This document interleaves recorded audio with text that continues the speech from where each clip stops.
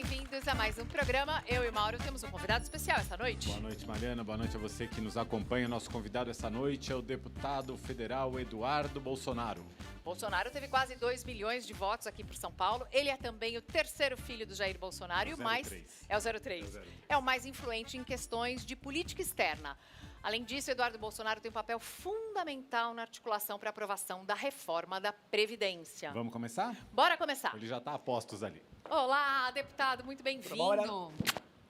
Obrigada pela participação aqui no programa. Bom, a gente falou sobre a articulação para a aprovação da reforma da Previdência. Hoje foram escolhidos, essa semana foram escolhidos o presidente da comissão especial e o relator também. Deixa eu ver os nomes aqui. Do presidente da comissão especial, Marcelo Ramos é o presidente, e o Samuel Moreira, aqui do PSDB de São Paulo, que vai ser o relator. São bons nomes? Como você avaliou essa escolha? Eu acredito que são bons nomes, sim, né? Na verdade, o Rogério Marinho, que toma conta, é o secretário especial para a Previdência, né? Ele era deputado federal pelo PSDB, então provavelmente uma proximidade com o deputado Moreira. Muito provavelmente, por conta dessa proximidade, é que foi escolhida essa relatoria. Mas é um deputado experiente, eu acredito sim que ele pode dar conta do recado. Eu acho que é um deputado que tem a responsabilidade, que sabe dos problemas nacionais, e eu acho que sim, é uma boa indicação para a relatoria. Tem tanta gente nessa comissão, mas tanta gente, todo mundo vai querer falar. Isso não pode atrasar, assim, na CCJ já levou um pouco mais de tempo do que se era esperado. Isso não pode atrasar a aprovação dessa reforma? Isso daí até é bom, Mariana. Por quê? Porque quem está em casa assistindo, às vezes vê a oposição fazendo umas críticas muito rigorosas. E aí ele imagina, poxa, ninguém vai defender o governo? Mas o jogo lá é esse. A oposição utiliza o máximo de tempo possível para tentar atrasar a reforma. Enquanto que quem é a favor da nova Previdência fica quieto para o tempo correr mais rápido. Então esse é que é o jogo que acontece ali. Eu acredito que mais ou menos metade do ano, a gente consiga levar ela para o plenário para aprovação. Por que nem a presidência nem a relatoria dessa comissão ficaram para o PSL, que é a segunda maior bancada e é o partido do presidente da República também, é o seu partido? Na verdade, se a gente for parar para ver, Mauro, a CCJ, né, a presidência da CCJ ficou com Felipe Francischini, que inclusive fez um excelente trabalho, e a relatoria também ficou nas mãos de um deputado do PSL. Então, eu acredito que uma maneira de você compor, chamar outros partidos ou outras bancadas para próximo do projeto de lei, é você fazer essa nomeação, deixar a relatoria com o PSDB, deixar a presidência com outro partido. Eu acho que isso é um ponto positivo. Essa comissão dos 49 membros tem 20 que são do chamado centrão, aqueles partidos que estão manifestando alguma independência em relação ao governo e que estão exigindo um poder de negociação maior. 20 votos em 49 é decisivo. Como é que vai ser a negociação com o centrão? Até onde vai ser possível ceder? Mauro, no meu íntimo, eu acredito que esses deputados, a maioria esmagadora deles, já vai votar a favor da reforma. Eles não se declaram a favor ainda, se declaram de certa maneira neutros. Por quê? Porque eles querem cumprir a sua função legítima de deputados de tentar conseguir com o governo maiores emendas ao orçamento para atender às suas bases. Então, o deputado quer chegar lá no governo federal e conseguir uma emenda para uma Santa Casa, ou conseguir uma emenda para construir uma ponte. Isso daí é legítimo. Ou é toma lá da cá? Não. Isso daí é papel do deputado. Toma lá da cá. Não é a velha política? Não. Toma lá da cá é o seguinte, é você exigir, por exemplo, nomear diretores na Petrobras, exigir que o seu partido indique alguém dentro do ministério, e aí é que começa a ineficiência e a corrupção. É mensalinho, mensalão. Exatamente, é petrolão. Então, de nenhuma maneira, é o trabalho do parlamentar. Quando você volta para a sua base, o seu eleitor quer saber o quê? Os problemas deles resolvidos. E a gente sabe que no Brasil tem uma grande concentração dos tributos em Brasília. Tanto é que todo ano tem, por exemplo, a marcha dos prefeitos. O que eles vão fazer em Brasília? Pedir recurso, liberação de emendas, visitar os ministros. Você também é a favor dessa descentralização, de mais autonomia para estados? Totalmente. É o que o Paulo Guedes diz, né? Mais Brasil e menos Brasília. As pessoas elas têm muito mais acesso, Mariana, a um vereador ou até a um deputado estadual. É muito mais difícil ela ter contato com um deputado federal. Então, por que não você deixar uma boa parte desse bolo tributário onde as pessoas vivem, que é nas cidades. Deixa eu só voltar para a questão da comissão. Reforma da Previdência? Pelo que eu entendi, então, do seu raciocínio, a negociação na comissão passa também pelas emendas dos parlamentares do Centrão. Sim. Faz parte do jogo, não é tomar lá da cá. É por isso que eu falei, em que pese os deputados do Centrão ainda não terem dito que são a favor da Previdência, da nova Previdência, eles são muito tendentes a aprová-la. Porque eles sabem, a gente sabe, no final das contas, não é o governo Bolsonaro que está em jogo, é o Brasil. Você imagina só, você vai chegar lá aposentado, não passou a nova Previdência, você vai sacar o seu benefício. Ao invés de ter um salário mínimo, vai ter meio salário mínimo. Isso daí é o pior dos mundos, é o que aconteceu na Grécia. A gente está querendo evitar isso e dar um sacrifício igual para todo mundo, começando pelos políticos, começando pelos altos cargos do Poder Judiciário, que a gente vai passar para a nossa contribuição de 11% para 22%, enquanto os mais pobres, que recebem um salário mínimo, vão passar de 8% para 7,5%. Às vezes, Mauro, é um impacto pequeno, eu sei que é pequeno, vai dar na média ali de uns R$ 65,00 por ano de economia para essa pessoa, mas que vai garantir ali alguns quilos a mais de arroz e feijão para ele. Então é pensar em privilegiar aqueles mais humildes e, obviamente, exigir um sacrifício maior de quem tem possibilidade de se sacrificar mais. Agora, deputado, se na própria CCJ, que era só para ter analisado a questão relativa à Constituição, já teve alguns pontos que tiveram que ser modificados, agora na comissão especial que vai analisar o mérito, pode ser que essa reforma perca características que são muito importantes. O próprio Jair Bolsonaro disse que esperava que a reforma fosse aprovada, mas não uma reforma desidratada. Só que essa semana, no café da manhã com os jornalistas, ele disse que o Paulo Guedes botou um limite mínimo de pelo menos 800 bilhões. Se até onde eu sei, o limite mínimo é de 1 trilhão. Mas tudo bem. É de 1 trilhão? Sim, porque por que ele precisa salvar 1 trilhão, Mariana? Vou tentar explicar aqui de maneira bem rápida. Como é que é o nosso sistema hoje em dia? É aquela pirâmide. Quem está na base da pirâmide trabalhando, banca os aposentados que estão na ponta da pirâmide. Só que no Brasil, a gente tem visto o quê? Cada vez menos filhos nascendo. Então, a base da pirâmide começa a ficar mais apertada. Na ponta da pirâmide, as pessoas no Brasil estão vivendo mais tempo. Então, a ponta da pirâmide acaba fazendo assim. Não existe conta que feche, são poucas pessoas trabalhando para sustentar quem está na ponta da pirâmide aposentado. Por que o Paulo Guedes precisa de 1 trilhão?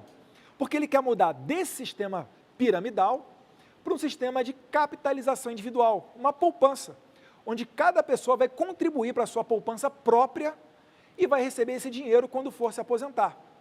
Só que, se nós fizermos a transição do sistema de pirâmide para esse sistema de capitalização individual, a pergunta que eu faço é a seguinte: quem é que vai pagar a minha aposentadoria quando eu chegar aqui na ponta e, ao invés de ter uma base, todo mundo vai estar na contribuição individual?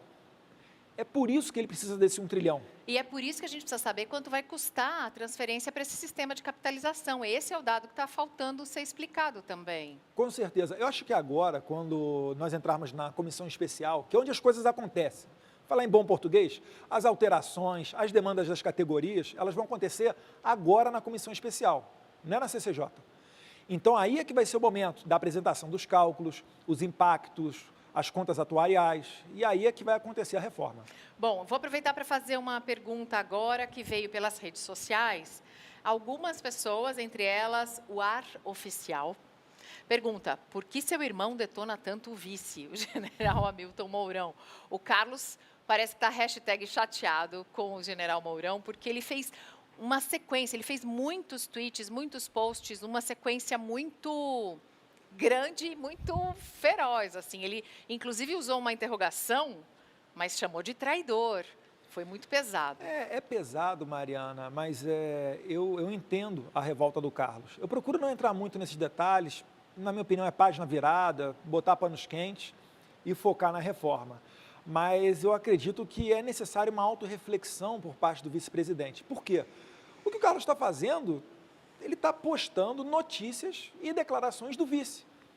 Eu fico imaginando se o Jair Bolsonaro, num tempo de campanha, tivesse falado que, por exemplo, que o aborto depende da gestante, ou então achando legítimo a saída do João Willis do país, argumentando que foi motivo de segurança, quando a gente sabe que foi uma jogada política, ou falando que bom que na Venezuela as pessoas estão desarmadas, se não haveria uma guerra civil.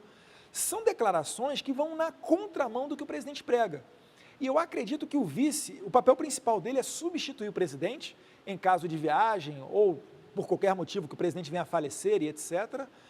E, além disso, cumprir as missões que o presidente dá. E eu tenho certeza que o presidente não deu essa missão para ele fazer essas declarações.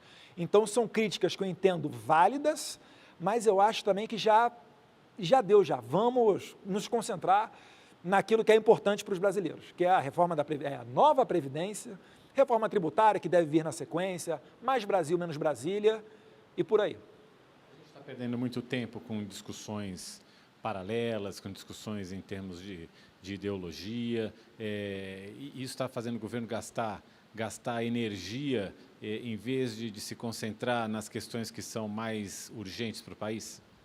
Eu não acredito que, se nós não estivéssemos criticando o socialismo, a nova Previdência estaria caminhando melhor. Eu acho que são trabalhos que dá para você fazer simultaneamente. Eu acho que nós temos sempre que lembrar, Mauro, o porquê que nós chegamos nessa atual situação. Alguns falam 13, 14 milhões de desempregados, uma dificuldade para conseguir um crescimento nacional. É por conta de políticas fracassadas socialistas. O Brasil estava seguindo mais ou menos a cartilha que levou a Venezuela ao atual caos que se encontra. O que a gente quer fazer? Quer fazer o contrário. O Paulo Guedes, ele entrou, e ele não entrou nos governos anteriores, porque agora ele tem carta branca para aplicar o liberalismo. Antigamente era quase um palavrão você falar que era liberal na economia. Acho que agora as pessoas já entenderam mais ou menos o que ele quer para o país.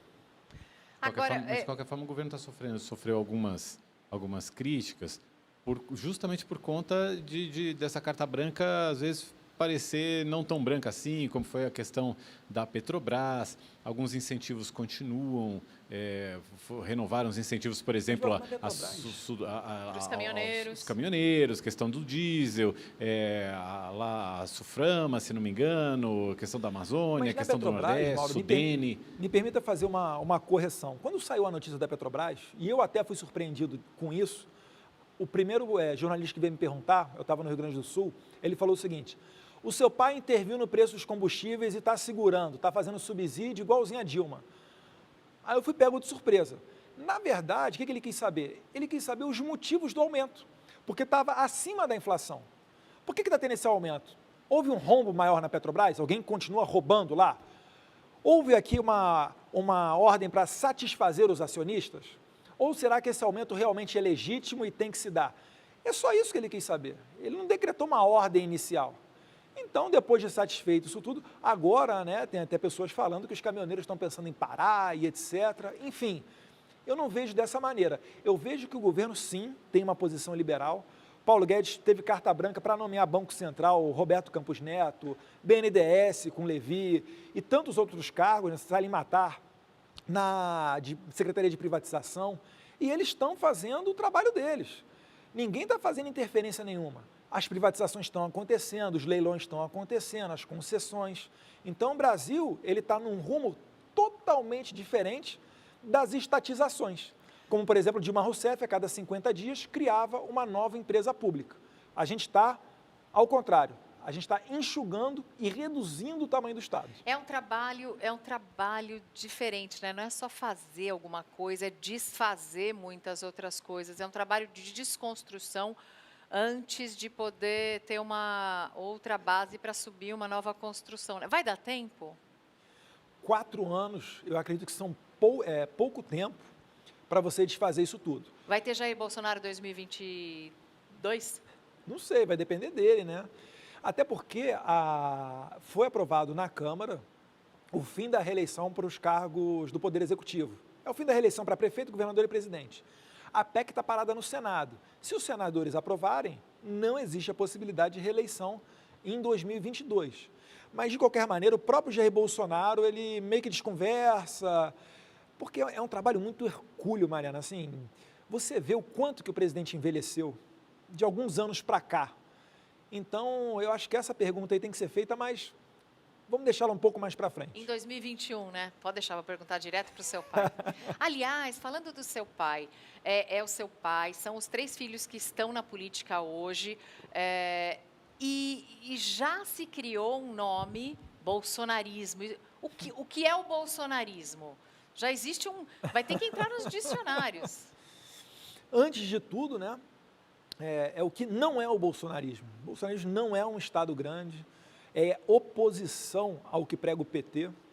E além disso, são sinônimos de patriotismo, as bandeiras que levanta, do resgate, do canto do hino nacional, a disciplina militar. Se puder trazer a disciplina para dentro de sala de aula, melhor ainda, né? São professores dando aula com mais tranquilidade. Olha, a pergunta agora é do Marcelo Rodrigo, que vem pelo Twitter. Caro Eduardo, você não acha que com a incidência dos agentes de segurança pública envolvidos em crimes, por exemplo, venda de armas, oficiais do Exército, sequestro de bandidos, não deveria haver uma punição diferenciada para esses criminosos que deveriam fazer o trabalho de defender a sociedade? Sim, certamente. O poder da caneta tem que pesar sobre essas pessoas, porque realmente, quando a partir do momento que o policial ele rouba ou ele comete algum crime, na minha opinião, já deixou de ser policial.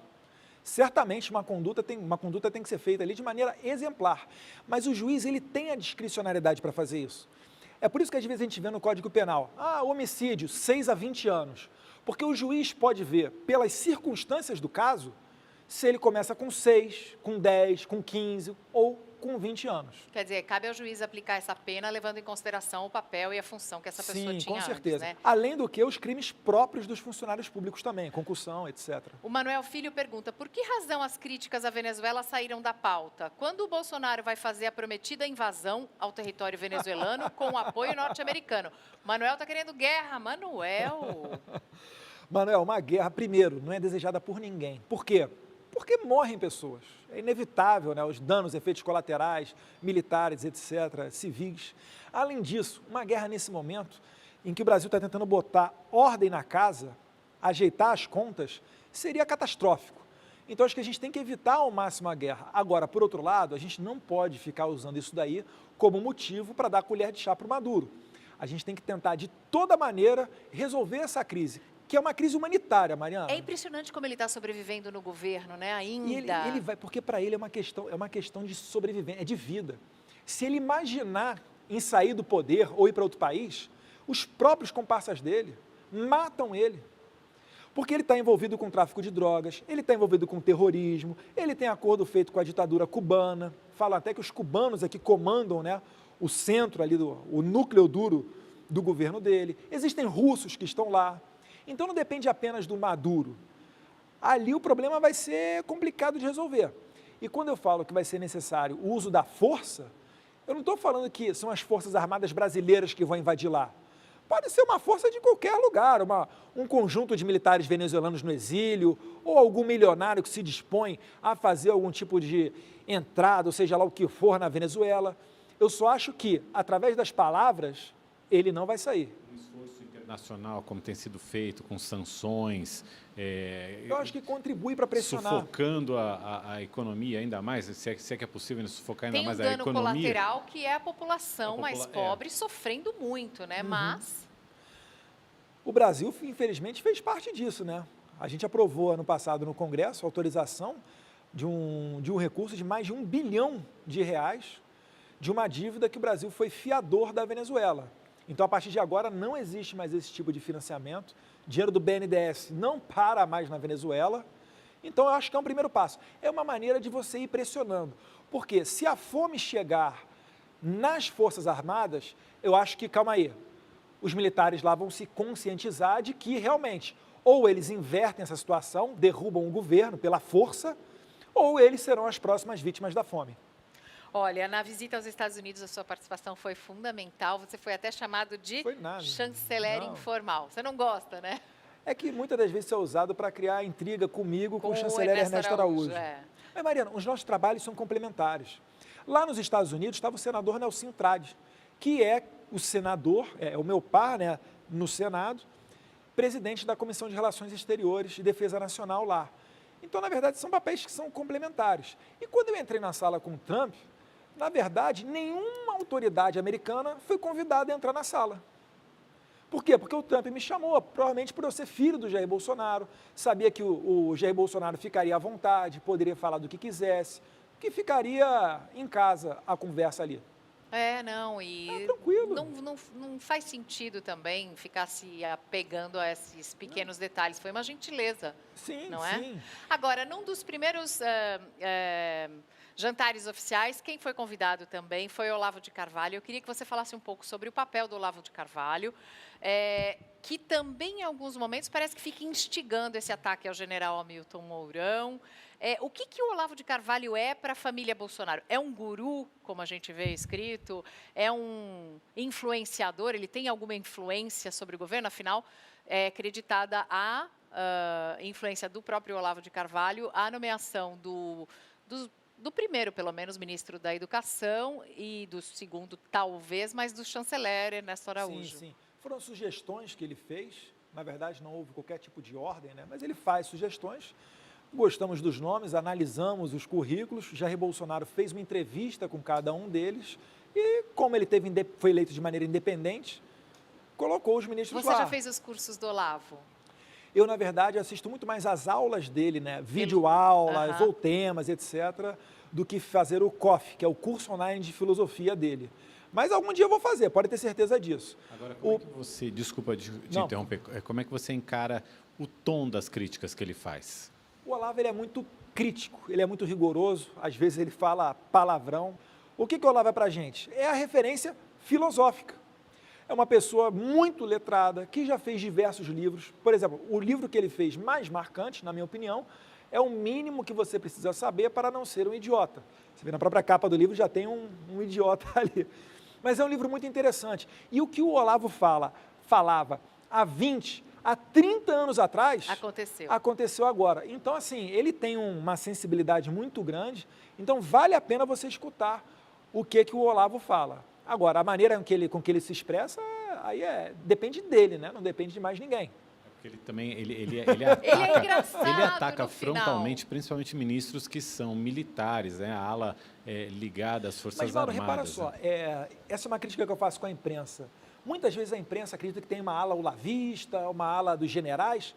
Não é bem assim. Você nunca viu, por exemplo, eu pelo menos nunca ouvi, né? O Olavo de Carvalho falar do general Floriano Peixoto, tem o general Rego Barros. O que eu vejo ali é individualmente. São generais? Todos são generais? Sim, mas cada um ao seu estilo, cada um com a sua atribuição. Quer dizer, não é uma eu crítica procuro aos não fazer militares do governo, é especificamente ao Mourão. Senão seria uma crítica até ao presidente, que é capitão, é militar. Santos Cruz, né? Sim, Santos Cruz também. Santos Cruz também. Estamos entrevistando o deputado federal eleito por São Paulo, Eduardo Bolsonaro, filho número 3 do Jair Bolsonaro. 03. Mauro, tem perguntas do Twitter? Temos perguntas do Twitter, tem pergunta aqui da Cláudia Slovak, também a mesma pergunta feita pelo Mark Tawil, seu colega. Mark Tawil, um abraço para o Mark, que perguntam sobre o seu futuro político mais imediato. O seu nome vem sendo ventilado para a Prefeitura de São Paulo no ano que vem. Existe alguma movimentação, alguma consulta, alguma conversa em relação a isso? Eu fico feliz que algumas vezes as pessoas falam, tem que vir governador, prefeito, às vezes até a sucessão do seu pai, as pessoas estão pensando lá na frente, né? A gente fica feliz, né? Que isso aí é uma mostra que o trabalho está fluindo, a gente goza de um prestígio com a sociedade, mas eu particularmente não estou me movimentando nesse sentido. Eu queria uma decisão para tomar mais para frente. Tem uma questão jurídica também para saber se eu posso realmente vir candidato à prefeitura tendo um parente, meu pai, como presidente. Isso aí eu não tenho certeza como é que seria respondido, mas não estou me movimentando nesse sentido, não. Olha, uma vez eu conversei com seu pai aqui nos corredores da Rede TV, ele estava vindo participar de um Super Pop com a Luciana Gimenez, e aí ele me disse que um dia ele queria que o filho dele fosse presidente da República. É você? Não sei não ouvi isso daí não. Então era o Flávio. Como surgiu o seu interesse por questões internacionais? A sua pauta no Congresso vinha sendo muito voltada para a segurança pública. Os projetos de lei que você apresentou, muitos em conjunto com o então deputado Jair Bolsonaro. De onde vem essa virada para o interesse por questões internacionais?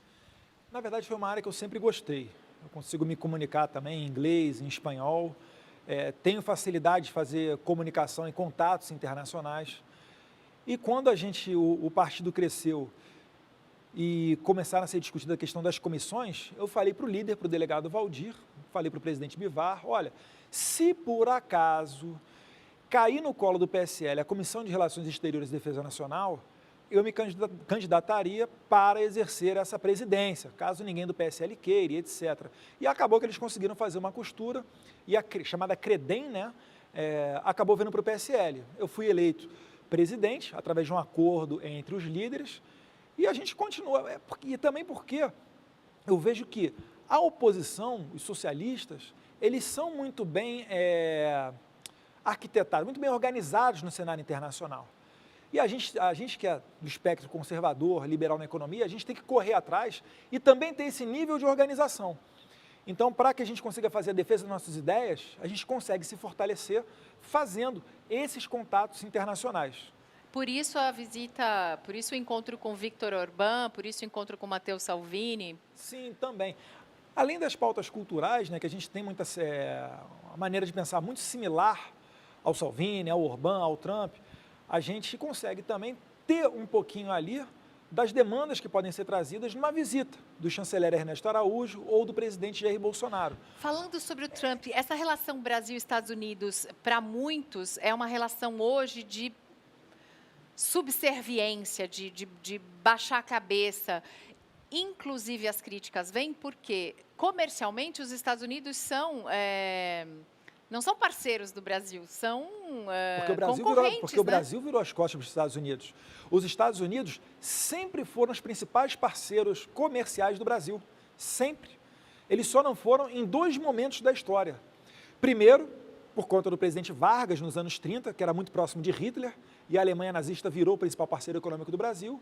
E agora, mais recentemente, com a China. Depois que o Jair Bolsonaro foi eleito, eu passei uma semana lá em Washington, Nova York e Miami. Eu fiz algumas dezenas de reuniões com investidores, gente do mercado financeiro, estrutura, energia e etc. Às vezes, eles não entendiam, eles falavam assim, por que é que vocês foram pegar negócios com a China quando aqui as nossas oportunidades eram melhores, quando os nossos juros eram mais baixos?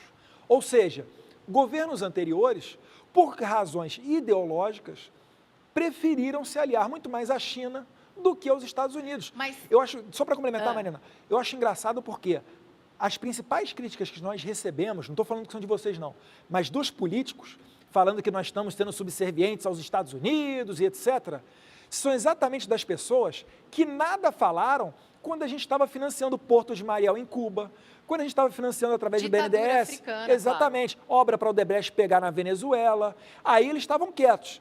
Agora que a gente faz um acordo com a Alcântara, possibilidade de abrir os mercados, eles vêm nos criticar de subserviente?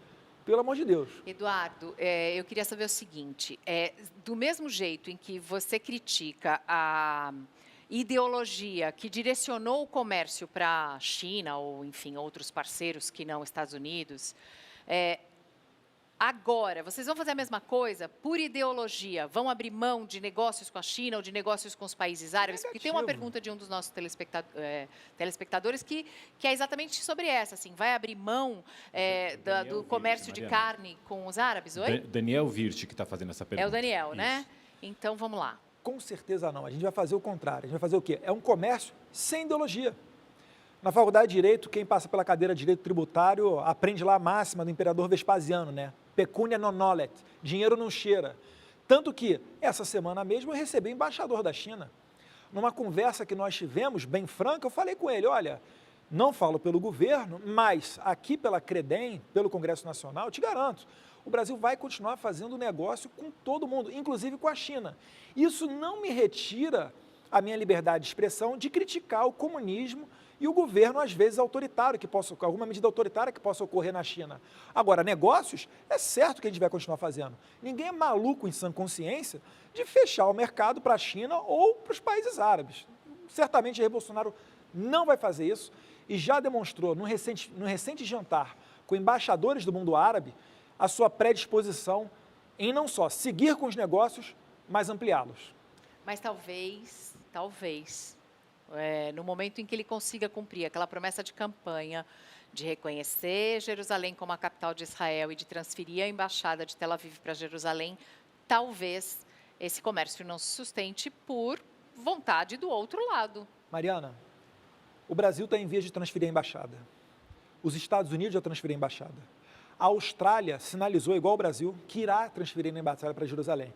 A pergunta que eu faço, de quem que os árabes comprariam, então, carne, caso esses países, que são os maiores produtores de gado do mundo, venham a mover a sua embaixada?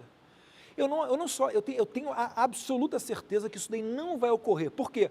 Eu não vi nenhum sheik, nenhum presidente dos países islâmicos ou os países árabes, como queiram, falar que vão fazer uma retaliação ao Brasil. Eu não vi eles fazendo retaliação quando os Estados Unidos mudou a embaixada. Aí você vai falar, poxa, mas os Estados Unidos é uma grande potência. Tudo bem. E a pequena Guatemala, que também mudou a embaixada? Qual foi a retaliação que eles sofreram? Nenhuma. Então isso daí, eu acredito que vai se dando ar a essa história e falta base para ela. Você acredita, então, que a repercussão que as declarações ganham são maiores ou acabam sendo maiores do que no futuro poderia vir a ser uma retaliação comercial, uma resposta? Eu acredito piamente nisso. Até porque, Mariana, a embaixada que sairá de Tel Aviv e irá para Jerusalém, vai para Jerusalém ocidental. E a parte que é discutida é Jerusalém oriental. Então não existe qualquer tipo de problema, não estamos indo para uma área onde há um conflito, uma disputa, e certamente o mundo árabe quer fazer negócio com o Brasil, tanto quanto nós queremos fazer com ele. E vocês recebem Com representantes? certeza. A gente nunca pode fechar as portas para o diálogo. Nós podemos ser críticos, ser rigorosos, mas sempre tem que haver um canal de comunicação. Então, como eu falei, eu vou receber, sim, o embaixador da Palestina, o embaixador do Irã, se mostraram muito simpáticos no jantar que nós tivemos. Agora, certamente, os interesses do Brasil, a nossa luta contra o terrorismo, isso daí vai continuar sendo seguida à risca. O que o senhor vai fazer em Roraima? A comissão externa que analisa a crise venezuelana vai em loco para conhecer, primeiro, né, a operação acolhida, que as Forças Armadas fazem para os refugiados venezuelanos, vai ouvir autoridades locais, vai falar com as necessidades do Estado com o governador, para ter uma ideia melhor do que acontece por ali. Então, uma comitiva com alguns deputados, o deputado General Girão, o deputado Nicolete, o delegado Pablo, dentre outros, Medeiros, e a gente vai ali para ter uma melhor senso da realidade que está ocorrendo lá no local. Mauro. O problema ali é problema de energia, que é um estado que compra energia da Venezuela e que agora está tendo que usar a energia termoelétrica muito mais cara aqui do Brasil, né? Inclusive, eu tenho uma conexão direta com algumas pessoas da região e elas me falam isso. Já falam até que ocorre um rodízio entre os bairros em que é feito um racionamento velado de energia, porque a Venezuela não está mais passando energia da Venezuela para o Brasil. Ou seja, a Venezuela está utilizando a energia deles para eles ou propositalmente gerando esse blackout do lado brasileiro. Isso aí seria resolvido se nós tivéssemos o sistema de Roraima interligado com o resto da eletricidade do Brasil. Não consegue fazê-lo, principalmente porque isso aí passaria por terras indígenas, há toda uma discussão, e quem está pagando lá na ponta agora são os pobres roraimenses, que estão tendo que sobreviver com esse racionamento velado. Muito bom. Tem casamento esse ano. Dudu e Elô. Fala um pouquinho do casamento. Cadê a aliança? Vai botar, já, final de maio. Mas não vai botar aliança de compromisso antes, para não levar cantada na academia? Não, a aliança ficou de noivado na mão, na ela mão ficou direita. feita alguns dias atrás só. Ah, que bonitinho. Não, Parabéns, mas vai viu? entrar o bambolê aqui para colocar a marca registrada lá, com muito prazer. Né? Parabéns pela Muito decisão. bacana, obrigado. E vocês vão casar em maio. Seu aniversário é em Julho, em julho só. Câncer? Sim. Ah, é canceriano, as melhores pessoas, Tá tá? vendo? Ó, tranquilo. Também de câncer? Não, meu filho, meu marido, minha sogra, amo cancerianos. Já Mas fez eu um amo, mapa astral? Não, Nunca? não. Ah, o astrólogo... Falam que câncer é tranquilo, né? Câncer é é super tranquilo. Caseiro, familiar. Viu? Fala, Mauro. Voltar para a Terra? Eu já dei uma quebrada do gelo aqui. Você mencionou agora, Mariana, o Moro. Paralelamente à tramitação da reforma da Previdência, tem também o pacote antiviolência e anticrime, anticorrupção, que foi proposto pelo ministro Sérgio Moro. Vai ser possível a tramitação paralela desses dois projetos? É possível a gente esperar também rapidamente uma aprovação dessas medidas propostas contra a violência? Eu acho que dá para fazer uma tramitação simultânea, né? Colocar adiante.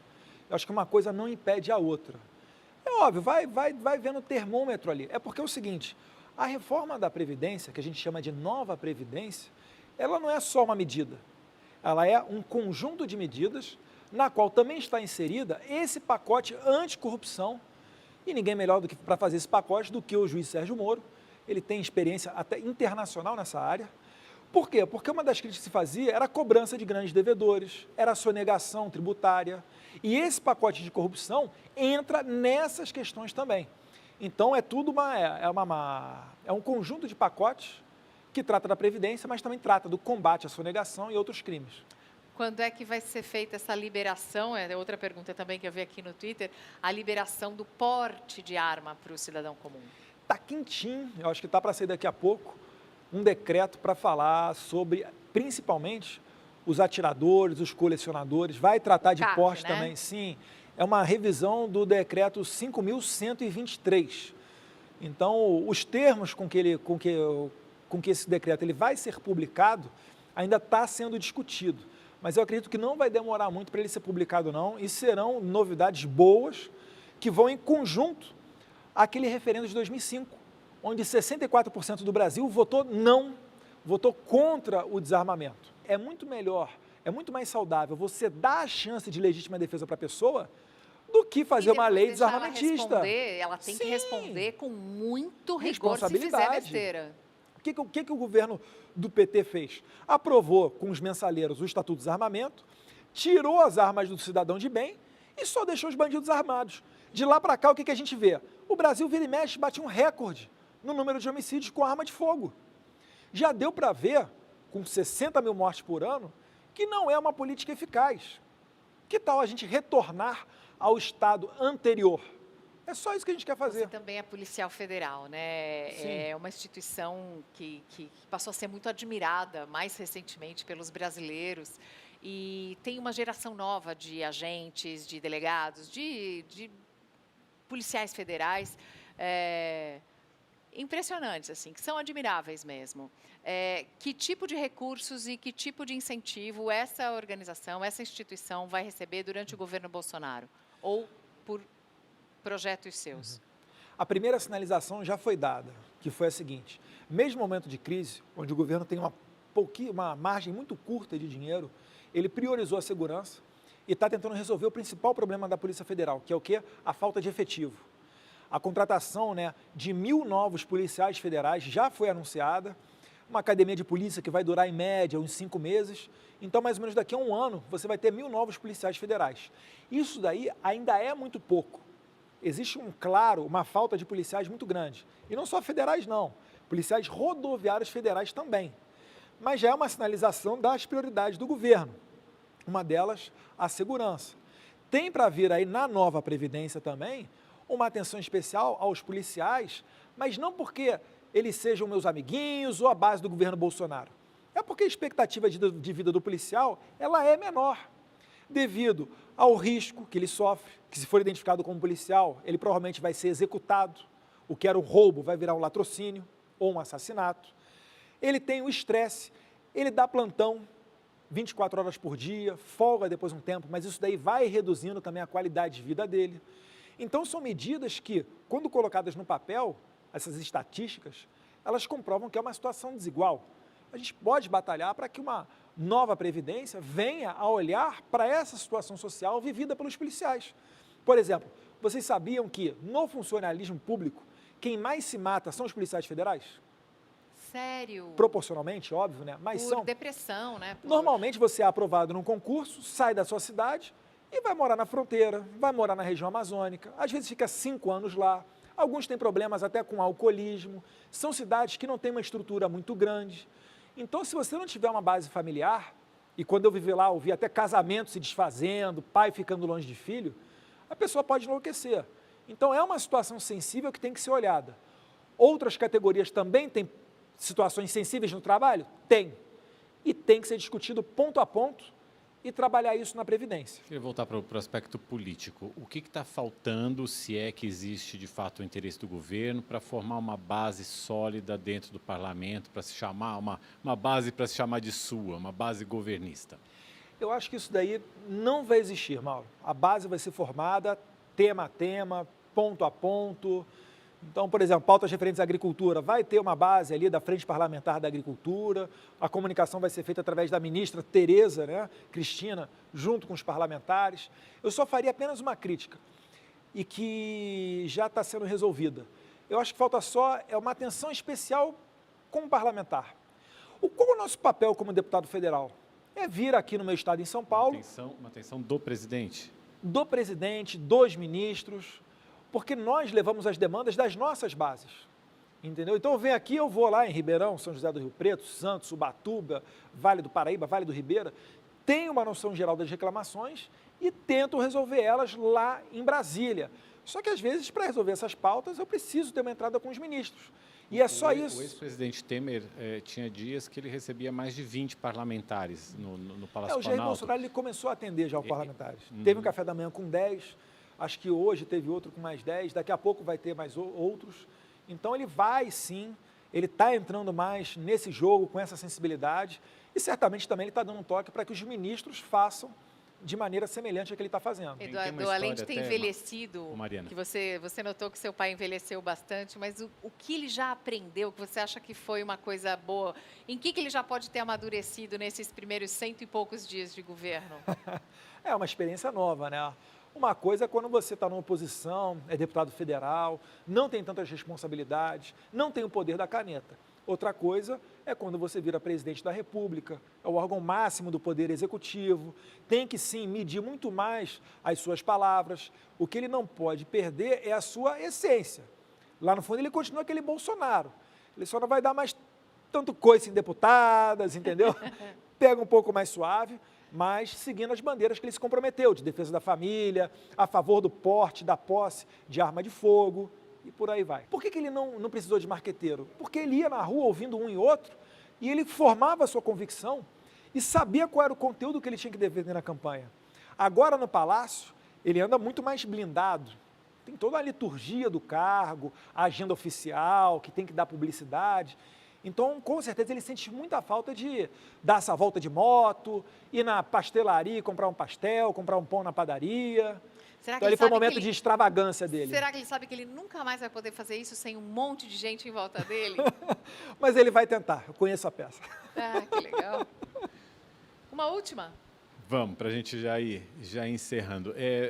Ainda voltando nesse aspecto pessoal do relacionamento de vocês, como é que dá para dividir as questões de família das questões políticas? A família Bolsonaro é um bloco? Que momento em que momento você é filho, em que momento você é deputado? Dentro de casa e tratando com seu pai? Todos.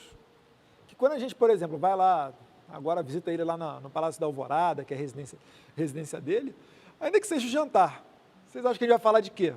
Vai falar de política.